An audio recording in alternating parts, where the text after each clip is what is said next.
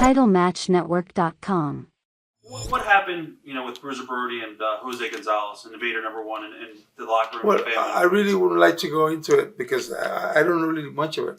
The only thing I knew that they had differences before. I was going to ask you. I mean, did you know that there was heat between the two before their incident? Did you know that there was trouble brewing? Not really. Not until it happened. That's when all those things came out because neither one of them, they worked together and everything was fine. Right. If I knew that there was heat, I would have separated them and stopped using one of them.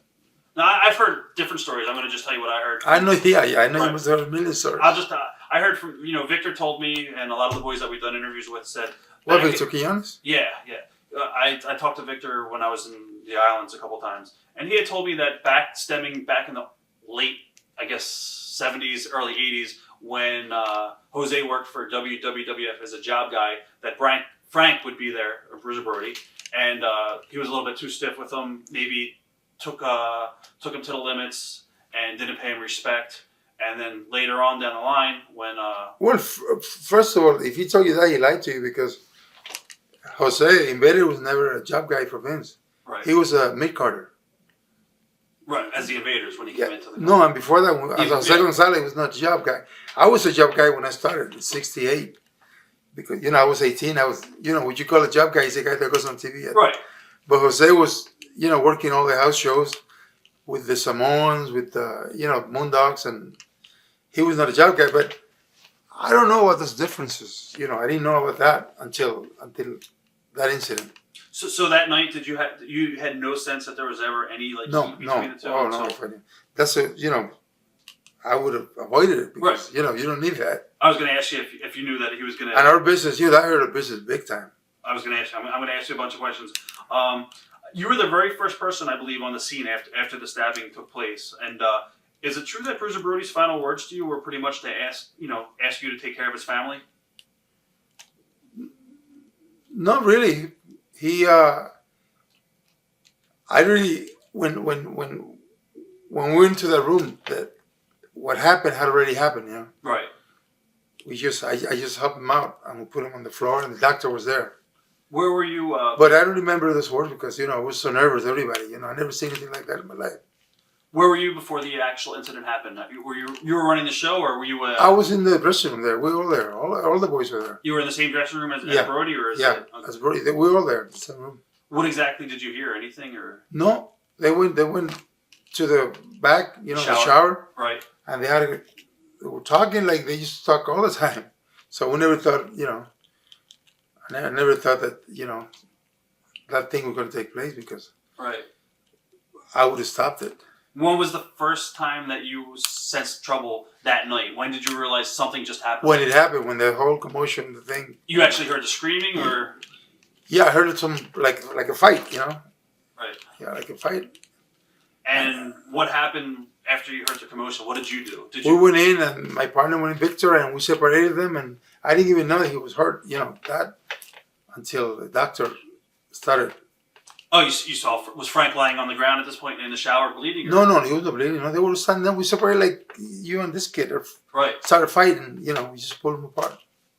When did you realize that Brody had been stabbed? When the doctor came over.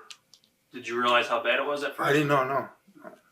Is it true that Victor Jovica tried to have it, they engaged in a shoving match after Jose stabbed him at all, or? No, I don't know about that. All right. Somebody said Jovica on set wasn't able to pretty much detain Jose Gonzalez at all. So, what happened with the ambulance? Why did it take so long? It was like 25 minutes, I guess, before the actual ambulance arrived.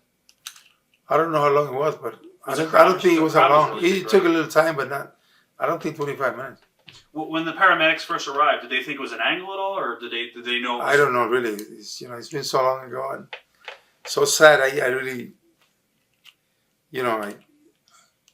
I would want to talk about this anymore because it makes you sad. I just have a couple more questions, and we'll definitely move on. Did you ever want to cancel the show that night at all, or did you just? No, we were so confused, and I don't even know what I was doing. Nobody was. Do you think it was self? Because we never had anything like that happen. Right. before or since, and it was terrible. Do you think there was a cover-up at all? I mean, we did interviews with like Tony Atlas and Savio Vega, and they said that the office covered up the actual murder. And I mean, do you think there was a cover-up at all? No, it was not. The only guy that could have covered was Jovic and I, and we didn't do that. Right. We told the judge and in the courtroom, we said what we saw. We didn't really, because I didn't see any stabbing. I didn't see any weapon. I didn't see anything. Do you think it was a case of self-defense? Do you think that, I mean, obviously Jose Gonzalez said that, it was self-defense. Do you believe it was really self-defense? Well, I don't know, really. I don't know. I respect the law. Right. Dutch Mantel said that when we did an interview with Dutch, he claimed that he didn't receive his subpoena, I guess, until the day after the trial had ended. Do you believe that? Or I don't know, really. I don't know, because I don't know. Well, But the trial, that was a long time after it happened. Right. So he must have received it before. I don't know. How bad did that affect your business, that entire incident? Because, I mean, that was, Gonzalez. It affected tremendously, in a negative way because, right. a lot of fans, stopped going because they figure, well, this is too much, Did a lot of the American guys that you booked, I know Abby was one of them, Tony Atlas said they weren't going to work there anymore. How did you take that? Did you take it as a personal insult, or did you No, they were. I know they came back eventually. No, they came back right away almost. We had, we kept running with the same, the Youngblood were there. They were sad. We were all sad, We lost a good friend. I'm just looking at my notes real quick. And a good talent, too, for us. The company does more than anybody. Right. Because he was a big draw for us. At what point did you say, all right, I'm going to either continue to work with Jose Gonzalez or not work with him? I mean, how did that decision come about for you to continue working with Jose Gonzalez after that incident? Well, he when he came, innocent, then we couldn't really hold that against him because, we'd be being prejudiced. Right. Years later, I don't know how true this is. Did Gonzalez go on TV at all and brag about killing Bruiser Brody like years later? Is that true? I don't know, but I doubt it. I don't think he's that kind of a guy. Nobody could, shit. Right. I guess we'll move on now. But a lot of people say a lot of bad things about, he's not the most popular guy anyway. Jose Gonzalez. So a lot of people, they take this to really run him down, and it's sometimes unfair because, they say things about him that aren't true. Right. Did you? What was your contact with his wife Barbara? What did you say to her after the incident happened? I mean, it was how emotional was that? Thing for me to really say. tough. Very hard, yeah. Right. She stayed at my house with the kid. Right. Her son. All right. After that had happened, I believe in 2005, you had the Bruiser Brody Memorial Cup. Do you think that was in poor taste for the company to promote it as the Bruiser Brody Memorial Show, or? No, because he was one of our great stars. Okay. Like we have the Abdullah Memorial, and we have, Right. All right. How did you feel, I believe, in 1991, Onita, he did the FMW angle where they did the stabbing with Victor Quinones and got Gonzalez, where Gonzalez stabbed Onita in the stomach. Do you think that was done in poor taste, that angle? After I don't know really. I had nothing to do with that, and when I heard about it, I thought it was bullshit. Bad business. Bad business, bad taste. You don't do that. All right. Did you have heat at all with Victor Quinones at this point in time when he left the company? Because we'll talk about when he started IWC coming up.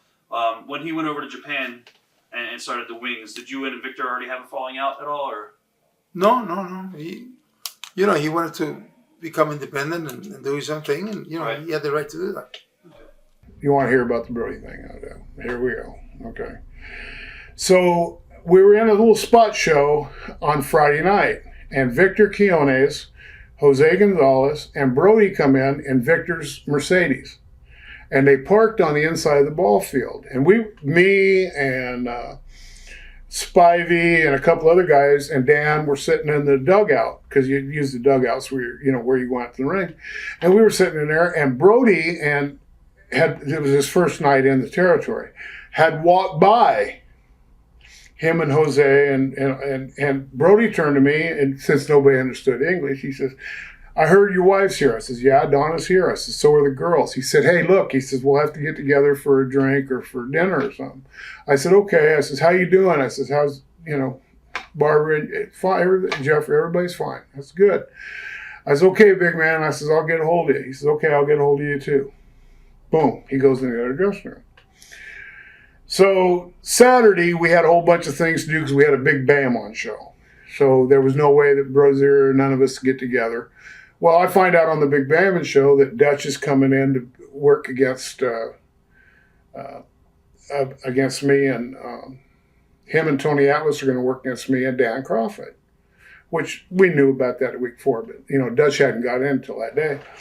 And so, it was kind of okay, good, this can be fun, whatever. And so anyhow, we go into Bam on, and you always got there early because Bam on was such a bear to get into with all the people trying to get in and everything. And we're sitting in the dressing room, and I'll tell you who was in the dressing room with me. It was Abby was in there, Spivey, Sika the Samoans, myself, Crawford, and there were a couple of the Puerto Rican guys. Cheeky Star, Hercules, Ayala, we were all sitting in there. And we're sitting there, and all of a sudden, one of the referees comes over, Miguel, and they start talking to the other referee, and hurried talk, like, what the hell's going on? So Cheeky had gone up to listen to the conversation, and they had walked away. So when Cheeky come back, I said, hey, Cheeky, what's going on? Cheeky says, I don't know, something's going on, but I don't know what it is. I said, oh, okay. Well, a little while later, we heard an ambulance. I thought, fucking ambulance. Somebody must have got shot or, Puerto Rico happens every day,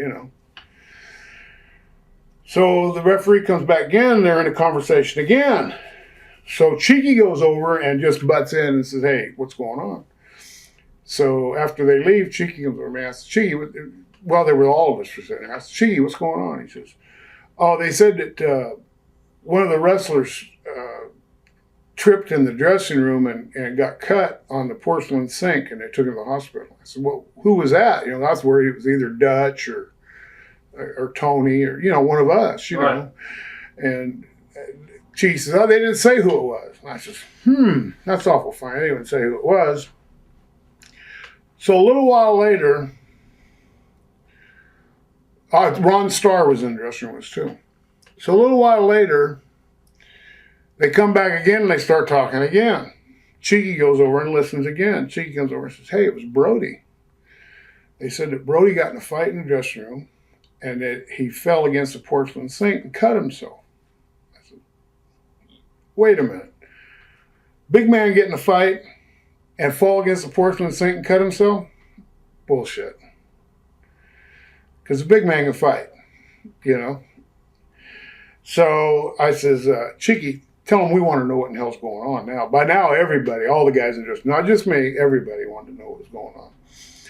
So we went out to the dugout down below and looked across to the heel babyface side, and I looked over there, and Dutch was signaling me something, and I couldn't figure out what he was signaling me. And I thought, what the hell's going on? And then there was Dutch and just a couple other guys in the dugout. Excuse me. And I thought, So me and Dan go back up into the dressing room, and we're sitting there. Finally, Mateo comes over again. When he comes over again, I said, Cheeky, you asked this piece of shit, what the hell's going on? I said, something's going on that we don't know about. And so then that's when they said that Brody had been stabbed, but they said he had been stabbed by a fan. And I thought, well, why would they stab a babyface? So I didn't think nothing of it. So we went to the ring. The match, we were like the third match. They put us on the third match. And Ron Starr was to wrestle against Jose Gonzalez that night, which he did wrestle against Jose. Jose wrestled him. Well, we went out in our match, and we got in our match. Tony Atlas just looked bad. You know what I mean? And Dutch looked physically shaken. And so we were sitting there getting the referee's instructions, and I says, what the hell's going on, guys? And Dutch looked me right in the eye, and he says, Jose stabbed Brody. I said, what? He said, Jose stabbed Brody and Brody's in bad shape. I said, you're kidding me. Well, by now, the referee heard me and Dutch talking, and he tried to split it up. So when we started the match, it was me and Tony Atlas. And Tony Atlas and I locked up, and Tony got a headlock and took me down. And when he took me down, he says, Frank's in trouble. I said, what do you mean? He says, Bobby, when I took his boots off, his feet were blue. Well, anybody that knows anything about that means he's lost a lot of blood. And I said, where's he at? They said, well, it took 45 minutes to get an ambulance, but they got him to the hospital. He said, I had to carry him out to the ambulance. I said, oh, Jesus Christ. So anyhow, we probably didn't go 10 minutes. And we got done. I went right back in the dressing room. I told all the guys in the dressing room, I said, look, I said, Brody got stabbed by Jose. That is from Tony and Dutch. And boy, I mean, right away, Abby turned white. Believe it or not, Abby turned white. Ron Starr said, if I got to work with Jose, check him for blades. And I'm not talking about razor blades, check him for blades. So we went, and I got right after I got showered and everything, I went back to my condo. And Dan come over with his girlfriend, and a couple of the other American guys come over to my condo. And we started talking. And I said, look, where was Frank staying? They said, well, he was staying down in the Condado. And I said, okay. I said, I got to go down there. So I went down to the Condado, and Frank always carried a briefcase. I don't know if you ever knew that, but he always carried a briefcase. In that briefcase, Frank kept everything. His bank statements, his books. I mean, he worked, it was like a work briefcase. Everything. And if he had pot in there. Drugs, whatever. I got the briefcase, took it back to my place, and in the ventilation vent of my condo, I put it in there. Because I wanted to make sure that it went to Barbara. I didn't want those people to get a hold of it. Because we thought right away, that there was something pretty bad going on. So I went down to the bar with Dutch, with Ron Starr and Sika, and we waited. And they called us at about, I guess it was about 2:30, 3 o'clock in the morning to say that he passed. And when he passed, they called us, and I told them, I asked them, I said, what did he die from? They said he had a ruptured liver. His liver was cut, and they couldn't stop the bleeding. So I went back to the condo, and I said, look, I told my wife. My wife was worried because, she'd known Frank since we got married. And I told her, I said, Frank's died. I said, we don't know what's going on. I said, I think the best thing for you and the girls is to get off this goddamn rock tonight. So she said, okay. So we packed all the girls and her stuff up while the girls slept. And I called the airport. 6:30 in the morning, they were on the first plane out of Puerto Rico. Well, we all went down afterwards to the hotel where everybody was staying. They had a big show booked in Mayahuez that Sunday. It was sold out. And the Puerto Rican wrestlers, the American wrestlers got together in the hotel, and we said, bullshit, we're not going. This is bullshit to kill somebody in this goddamn business. And what it was over taxes, because Frank would not pay their bullshit taxes, okay? So don't let it go around that it was over anything else. It was over the goddamn bullshit taxes. But to make a long story short, we got in the hotel. We all decided not to go. The Puerto Rican boys stood with the American boys. Castillo Jr., Miguel Perez, Cheeky Star, TNT, everybody stuck together. And they finally figured out that they had a problem. The cops came to the hotel. We called the cops to the hotel, the investigator. We said, we want this sumbitch prosecuted. Has there any witnesses? Tony says, I'm a witness, but I'm scared. Sika stood up and says, I'll go with you, brother.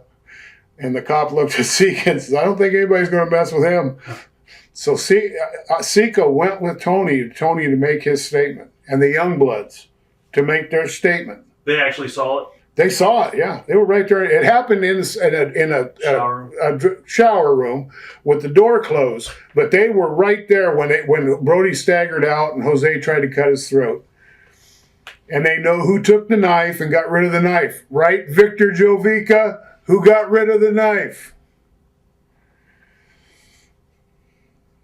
Anything else you want to know about it? And believe me, ain't one of them Puerto Rican son of a bitches that can do a goddamn thing to me today. Because I live that goddamn hell all the time. What are your thoughts of the guys that went back to work for the company? They had nowhere else to go. I worked there. Do you think any of these guys up in the north of the United States, all these tough son of bitches that were going to go down there and revenge Brody and shit that never got on an airplane, do you think that they would have gave us a job? Shit, no. They didn't care. They like hearing their goddamn voice, but they didn't do a damn thing. At least the guys that stayed there tried to do something. We tried to get justice. We had no support. All these goddamn promoters and shit back here turned their back on everybody. You know why? Frank Brody was out for Frank Brody. But Frank was a truthful man. And I'm not saying Frank was the greatest guy in the world, because believe me, Frank could be a prick. But you had to respect him. And the promoters didn't like him because he stuck up for himself. So they left him out to hang. The only reason is Jose was jealous. Number one, Brody was over more than he was. Number two, Brody was always going to be over more than he was. Number three was Brody wouldn't listen to him when he thought he was a big man on Puerto Rico and pay his goddamn taxes. He told him to go to hell and jam him up his ass. He told all three of them that. Jovica, Colon, and Jose. Right. You were there the night that... that tragic night. What are your memories of what happened? Well, it's something that never gonna be out of my head, because it's something that, I mean, you got a friend got stabbed, you know. I remember I always arrived. The matches was starting at 8:30. The guys arrived there sometimes 7 o'clock, 7:30, something like that. I always was there earlier, always about 5:30, 6 o'clock, because I was already in the dressing room, getting my corner, nice, fresh in myself. Then I start doing the paint. And I remember the invader called Frank to the showers to talk to him. Hey, all the time, you call the guy, hey, I need to talk to you. Everything was kayfabe big time by that time. I mean, big time. And then that happened, man. I mean, I remember Frank was in Puerto Rico for 4 days, 5 days. I remember it was 4 days that we worked, Thursday, Friday, Saturday. Then the Sunday was canceled, of course. And they took him out of the building in the stretcher, and he was alive. He was talking, and they took him to the operation room. And next day, I hear he was bleed. Probably cut something. What is your understanding of what exactly happened between them two? I hear different stories. Oh, imagine how many I hear. I hear the Frank wasn't a good people. The Frank got him better one time in New York and beat the hell out of him. That he changed finish here. That he hit it with a chair. The arguments. That he told Frank a few times, don't come in shorts. I mean, he's coming from the States to an island. So, of course, when you go there, the first thing you're thinking is potty. Hey, So he went over there to work and make some money. And I hear that, but in one point, I mean, he was a booker. They probably have something like you hear too, a lot of people. They have something going on before. An invader probably had that in his head all the time, hammer him. And, that took the business and the company all the way to the bottom, big time. Did you think that was going to be it for Capital? Oh, yeah, at one point. One point was, that was first page news. a wrestler died by other one, blah blah blah blah blah. The trial after I don't have the how many months later, but the trial was pretty good. They canceled the trial so many times because they can get to the John Bloods, they can get to Dodge, they can get to Tony Atlas. Too much bullshit, and the point in where the only people that went to testify was Carlos, Jovica, and me. Right. And of course, I'm not gonna change. I never change, and I never will change my side of the story. What the police asked me the night of what happened, and when you go into court, they give you the paper. Hey, remember you say this, the prosecutor. I read everything. I remember all this. So, well, I'm gonna ask you the same. Go ahead. You ask me, I answer what I see. What I don't see, I can. Of course, I'm not gonna I'm not gonna get myself in trouble. So we talk, and I remember the prosecutor making, the questions about what clothing he have and stuff like that. His lawyer was asking me a few stuff too, and I finished one. I remember one of the times that we went there. I got probably mentally I was getting. I mean that stuff there. To be there, to leave that moment, make you think a lot of stuff. I come in one time from Ponce area by myself, and I was in Plaza Las Americas turning to going home, and here come this song in the radio. Oh, what's the CD or something like that? Whatever. The point was, I just start crying. I mean, I was holding that inside of me, and I start crying. I went from the left lane coming out of the exit to the right lane, all the way to the shoulder. I didn't even stop. I didn't even look back. I can't even see. I was crying big time. I put to the side and start crying. Then I come down, talk to my wife by that time by the phone, and she said, calm down, blah, blah. Then I drove home, and all right, one of the time that I want to say this. I was in a trial. They canceled the trial. Was about noon. I remember. They canceled the trial in the morning. It was about noon when I arrived at my house. Was hot. I mean, Puerto Rico was hot. I remember I was cold, big time, and I was shaking. I mean, probably mentally exhausted because what happened and all that stupid stuff. I remember I was in my bed with the blankets covering me because I was cold. I feel cold and I was shaking, whatever. I was scared. But later I fell asleep and wake up okay. Of course, Invader when they found him no guilty, And then later one time I was with Chiqui. We promoting the other company that I left with Hugo, and this guy, the DJ, he started asking us questions, and the same thing. What happened? What do you think? And I say the same thing. Yeah, something happened between these two, and of course, the story is that Brody have the knife, the invader have the knife, the towel, and so many stupid stuff. And invader sued me for $1 million because I say in the radio that he killed Brody, and I said, well, that never went nowhere. I said, well, I say what I see. I cannot change I wish I could change the story, on that night or that afternoon. And but after that, I didn't even talk to Invader. After I left the company, I didn't even talk to him in, years. Very intelligent man. All right. Very intelligent. See, I didn't know Bruiser that well. See, I met him I met him in San Antonio.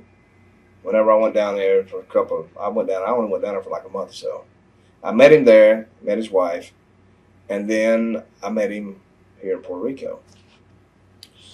So, and I've been asked about this so many times, what happened to Bruiser Brody, what happened to him here? And the answer to that, and I'm not dodging and I'm not ducking, but I don't know what happened. I don't know what caused it. I don't know what preceded it.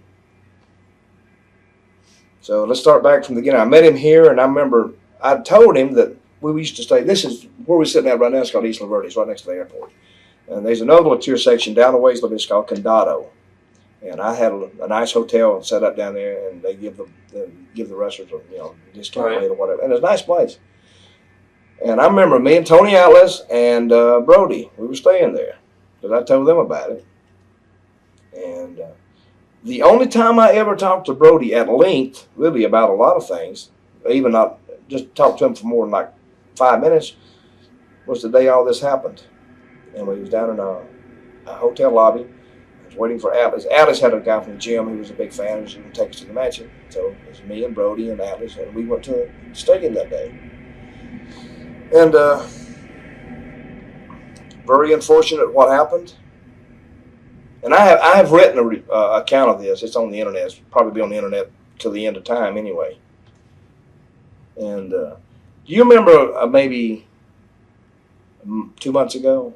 There was a report in a Japanese magazine. In a Japanese magazine that I had said, or that I had been quoted as doing this interview, which I never did an interview.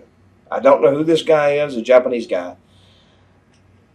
That I said, that Carlos Colon and Victor Jovica had paid a bribe of $225,000 to conceal evidence in the Bruiser Brody murder case, which is just an out-and-out lie.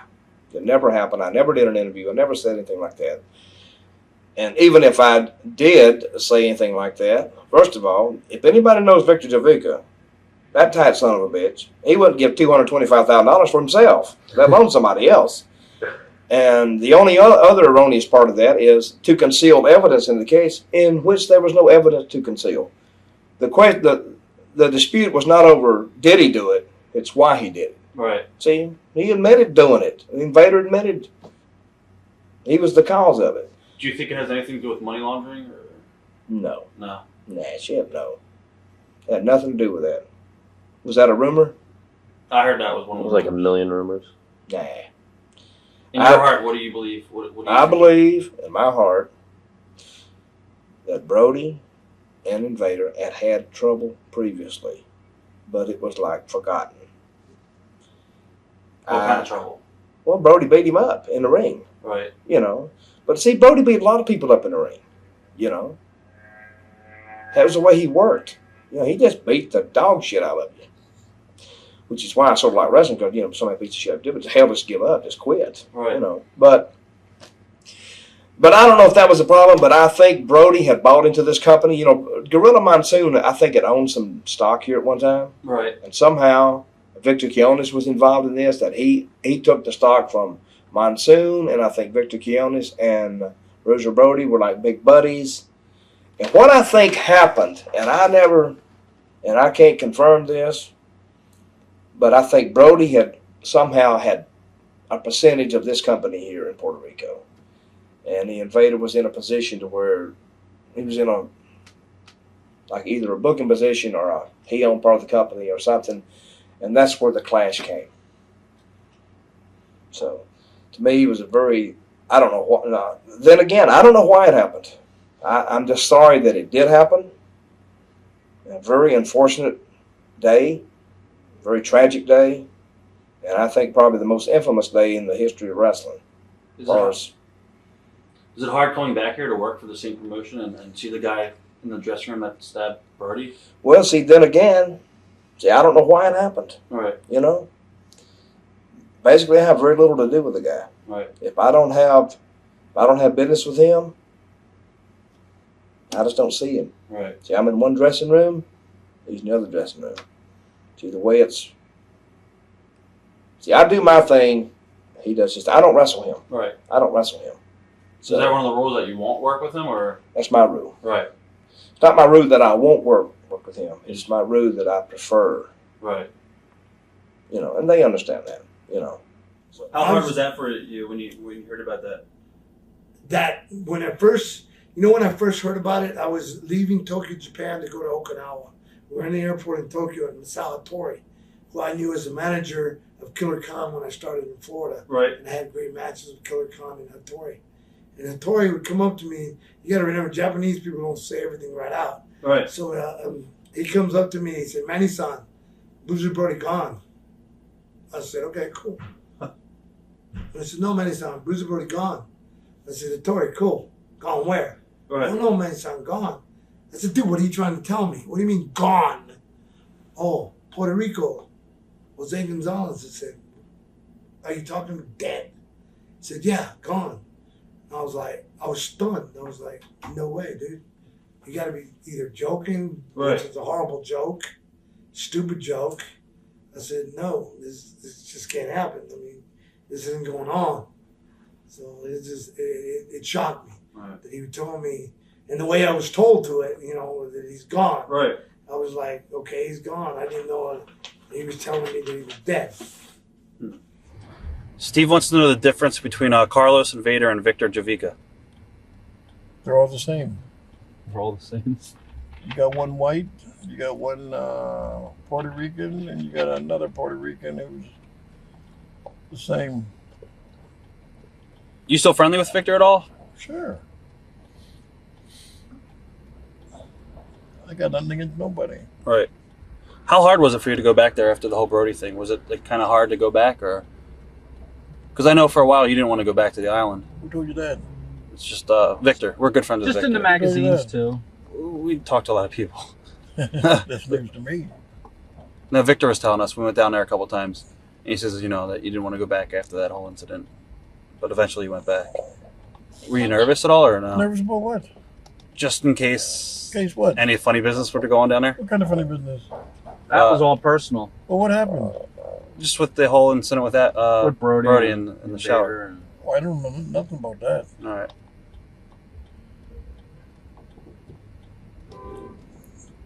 Must be something what you know and I don't know. What happened? I heard a lot of different things. You want to say, or no? No, I don't know what happened. You know, you're saying. The story that I heard, there's two different stories. I heard that back in the 70s when Brody was working for Vince Sr., I guess Vader was up there doing jobs or whatever, and Brody was a bully or took liberties with him in the ring. Also, I guess when it came time to work down in Puerto Rico, now, you know, Vader had power down there. And He had the buck. Right. I guess it was... And Brody was going to stand up to him, and Vader felt that I got to stand up for myself. And then one thing... Things led to another, and Brody was going to punk him in front of all the locker room. That's the buildings around here, so I don't know. Wherever if you see I want to any- eat someplace. Where? Give me a decent place, please. Okay. There's got to be a Chinese restaurant around here. I don't want no Chinese food. Really? Well, like Ain't you got a diner. steak or something or what? We'll drive. We'll find something. Please don't take me in the ghetto. There's McDonald's. No. You got any smoked meat around here? What are your thoughts on the Bruiser Brody murder? I don't know if I want to go there. We just did an interview with Savio Vega. He told us his whole entire take on it. Right. Like I say, I wasn't there. I only know what people have told me. Brody was a buddy of mine. Jose was a semi-buddy of mine. And in no way am I defending Jose, okay? No way am I defending, because what happened was wrong. But being in the office, Jose used to not beg, but plead. Please don't book me with Brody. He hurts me. He hurts me. He hurts me. Numerous times I have seen whelps on Jose that where Brody hit him with a boot, hit him with a chair, and bruises and whelps the next day. Brody laughing to me about it. But you have to, that's Jose's part there, and you have to understand that's Bruiser Brody's style, is to knock the shit out of you. The old style where you make it look real. Jose didn't like that. Why the two couldn't have got together and said, hey, you're hurting me.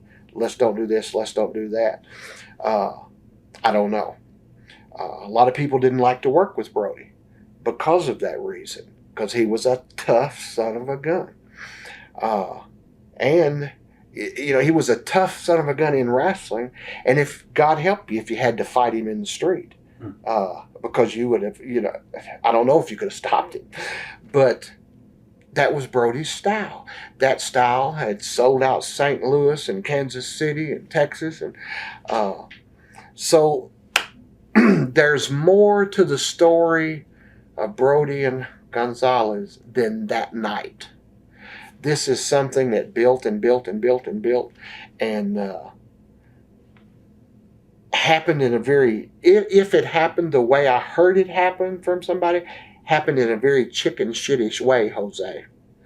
But I wasn't there. So, it's hard to comment on it. But I know it wasn't just that night. Because, I'm talking 2 years. I hadn't been there for 2 years when, then this happened. So this is something that had built up over the years. Did you ever hear anything about when, I guess, they were working for Vince Sr., when Jose came in to do jobs that he worked a little bit with Frank back then, and same stuff happened back then? No. Okay. No. Wasn't there, never worked for Vince. Okay. Right. For Carlos and Right. Victor, what are your memories of that promotion down there in Puerto Rico? Well, my best memory is Brody walking in the shower and coming out with his guts hanging out. Oh, I'm going to talk all about that. That's my best memory of Puerto Rico, of him getting stabbed to death there, What exactly happened in your... We've done interviews with Savio Vega. I've done interviews with Dutch Mantel and a couple other guys that were in the locker room at the point in time when it happened. Bobby Jaggers talked to us. What is your view on what happened with... I don't have a view. You know what happened. I don't have a view. Well, Brody was sitting there on the steps of the Tanamount. And I came out and I asked Brody, I said, you need a ride? He said, well, Jose's supposed to pick me up. They rode together the night before. Then I said, well, you can ride before I see if you want. And I had a buddy that works at the gym. They call the Monster Factory. So him and his wife came to pick me up, and Brody, myself, and Dutch Mantel, we got into the car. Me and Dutch sat in the back, and Brody and Brody sat up front, and my buddy wife sat in between Brody and him. We got to the building. I was sitting there. I was doing a portrait of Mark and Jay Youngblood. And Brody come over and said, oh, that's good, Tony. I didn't know you could draw like that. That looked just like them guys. He said, can you do a picture of my kid for me? So I said, yeah, give me a picture of your kid. When I said that, Jose came by and said, Brody, can I see you? So they went in the shower. They walked in the shower. All I hear was, huh. So I jumped up because I was about as far from here to you from the shower. I dropped my art pad. And I saw Brody bending over holding his stomach. Jose had a knife like this. Carlos Colon cut in front of me, grabbed Jose by the arm, pushed Jose up against the wall, said, no, Jose, no, Jose. Jose come down with the knife, cut Brody's ponytail off. I pulled Brody out of the shower. I laid him down on the floor. Now, we waited for the ambulance. Now, as I was there waiting for the ambulance, the thing that shocked me the most was the guys getting dressed for the show. That was the most shocking thing to me. So then the guy couldn't lift Brody. He said, can anybody help me lift him? And I said, I can lift him. So I go to pick up Brody. Brody said, don't drop me, brother. I said, brother, I curl more than what you weigh. So I set him in the thing. And the man said, if somebody want to go with him, they can go with him. So I got on the ambulance, and I figured as I jumped on the ambulance that I couldn't, I don't speak Spanish. So I have a buddy of mine that spoke Spanish. I reached out the car. I was pretty powerful back in my young days. I grabbed him by the back of his shirt and I drug him behind the ambulance until he was able to pull himself in the ambulance. I went to the hospital. So I sat there with Brody for a while, and the doctor finally came in and looked at him, and I sat there while they took him in the operating room. So the guy come back out and tell me, said, we got him stable. So then I left and went back to the building. When I walked into the building, all I hear was laughing and joking. Patting each other on the back, talking about what a great match they had, how wonderful this was, how wonderful that is. And I'm standing at the door, I said, a man just got stabbed in here. And everybody's acting like nothing happened. So this policeman's coming over, and he said, it's a shame what happened to your friend. I said, yeah. And he said, did y'all get a look at it? I said, look at who? And they said, the fan that did it. I said, didn't no fan stab that man? He said, well, who stabbed him? I said, that man sitting right there. He said, you mean Vader? I said, yeah, he the one that stabbed him. So then one thing led to another. And so the police went around and asked other people, what did they see? Everybody in the dressing room was bland. Nobody saw nothing but Tony Atlas. That's why every time Brody name come up, who name come up with it? Because I was the only one that spoke up for him. And in many people that spoke to be his friend, he couldn't find one person to speak up for him that night. I was the only person to speak up for that man that night, and I'm the one that got all the blame for it and everything for sticking my nose in it. So I was married to a Puerto Rico girl at the time, so I called her and told her what happened. And she said, well, I sure hope you keep your mouth shut and not say nothing. I said, well, it's too late. I just told the police what happened. She said, well, you better get the hell out of there. So the next day, Abdullah called a meeting. So he said, well, Abdullah said, well, I can't go down there. I'm, because the heel and babyface didn't dress together. He said, you got to go, Tony. He said, because I didn't see what happened. He said, he said, you guys the only one that saw what happened. So I said, I go down if somebody go down with me. So Sika said, I go with you. So To the police station you're talking To the about. police station, Okay. yeah. So Sika took me down, walked down to the police station. So I told him what happened. When I got back to the dressing room, Savio Vega said, you better leave, Tony, because you're running your mouth and they're coming after you. So I went to the airport, sat at the airport all night, caught the next flight out the next day. Did you ever go back to the island? I went back about 2 months ago for his anniversary show. What was that like? A little nervous. But they told me that they're going to contact me for the trial. I never hear any more about it. Why do you think Jose got off? Was no witnesses. I was the only person that would speak up, and that when I didn't show up, that was pretty much the end of it. Why do you think they never called you to testify? Do you think they paid off, or? I think they didn't want me getting killed. I would have never testified. You know that. Right. How far do you think I would have made it to that courthouse? You would have killed. I would have been killed. And I don't think the cop wanted another death on the hand. I wouldn't be here telling the story if I went back there. Did you ever run into the invader again, Jose? Oh, yeah. And what But that wasn't between me and it was just I saw something. Like if I see something happen to you, like I said, I'm from the hills of Virginia. And us old Virginia bridge runners, I just can't sit back and watch something happen to you and then sit back and, and not say nothing about it or act like I don't know what's going on. I can't do that. And it's not in me. I wasn't raised that way. What did Invader say to you when you guys ran into each other again? Nothing. Totally quiet. Yeah, it was like, we just talk about old days, talk about wrestling, Wow. Yeah. That's a crazy story. Yeah. Huh. Did other guys, did you ever look it down on them for going back? I know a lot of guys said they weren't going to go back and work for the territory, and No. a lot of guys went back. No, because that's the wrestling business. Right. You don't have friends in wrestling, you have business associates. If you leave this business, you got 2 friends or 1 friend, consider yourself lucky. Wrestlers have never been each other friends. We've been each other business associates. It's true. And if we could cut one of the other guy's throat and cost him his career, we'd do it in a heartbeat. Do you want to say anything else about the Bruiser Brody murder? Or? No. I just wish that it never happened. That's, it was a horrible, horrible thing. And what it did, it destroyed everything we loved about Puerto Rico. Puerto Rico was like a paid vacation. And there were so many wonderful, wonderful memories for many, many wrestlers. So many great stars got their career there.